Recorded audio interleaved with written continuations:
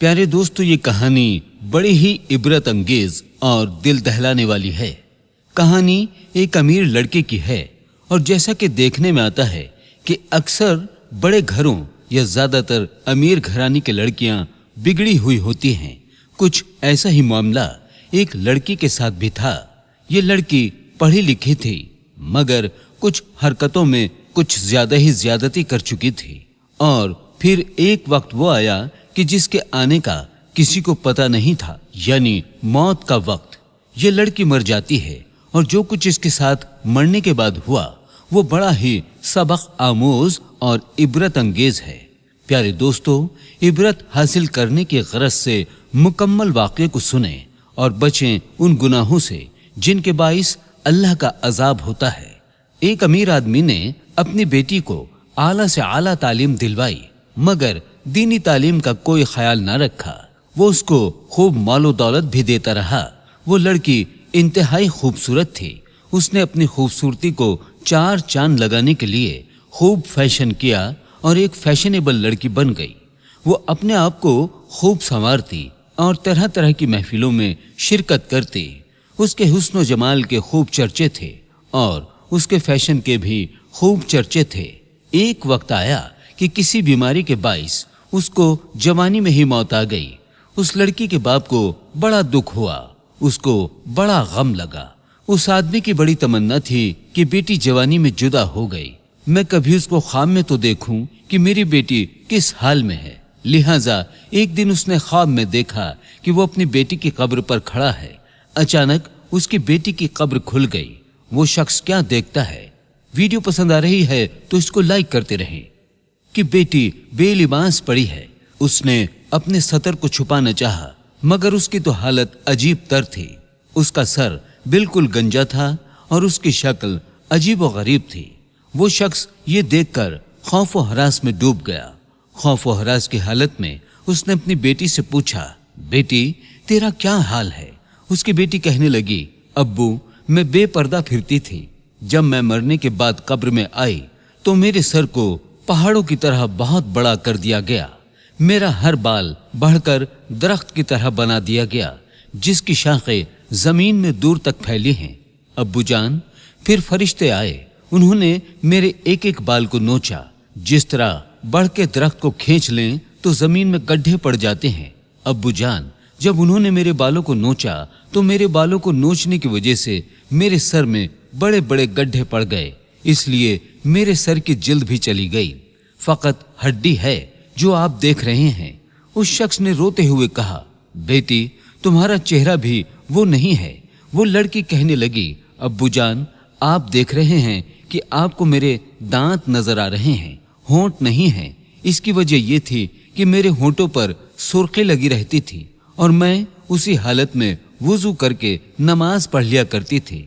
अब्बू जान, यहाँ कब्र में फरिश्ते आए। उन्होंने कहा कि तू तहारत का ख्याल नहीं रखती थी, तेरा गुस्ल भी नहीं होता था।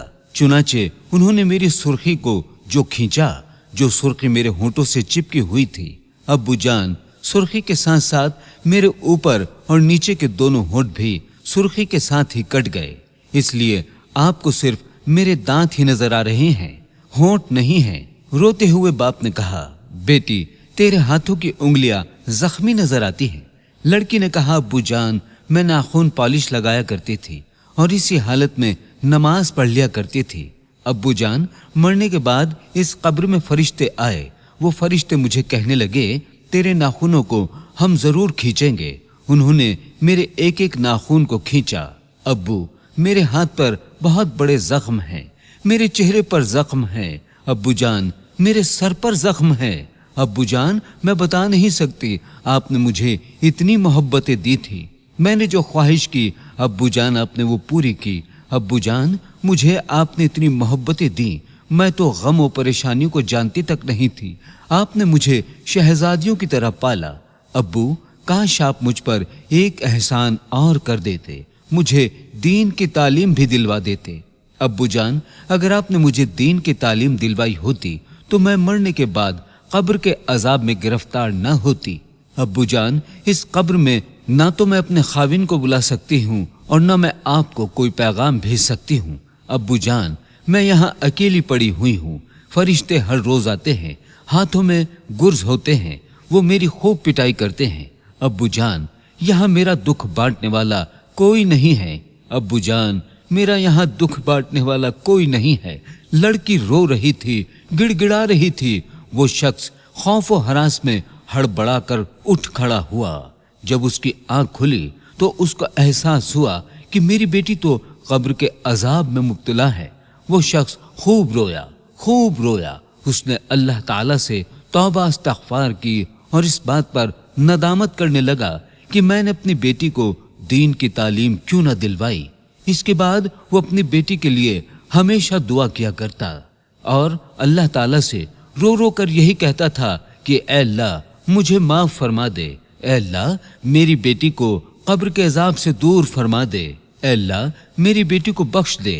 उस अमीरजादे को हमेशा ये एहसास होता था कि काश मैं अपनी बेटी को दीन इस्लाम भी सिखाता, ताकि मेरी बेटी मरने के बाद अजाब कब्र में मुब्तला ना होती और जन्नत में जाती। अल्लाहु अकबर। प्यारे दोस्तों, जिन बेटियों को इतने प्यार और मोहब्बत से पालते हो, उनको दीन की तालीम भी जरूर दो।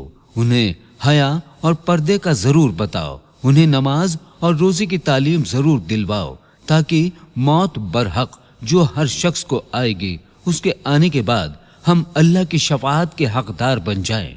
अल्लाह ताला हमें दीन इस्लाम से मोहब्बत करने की तौफीक अता फरमाए और तालीम इस्लाम के मुताबिक अपनी जिंदगियां गुजारने की तौफीक अता फरमाए। आमीन सुम्मा आमीन।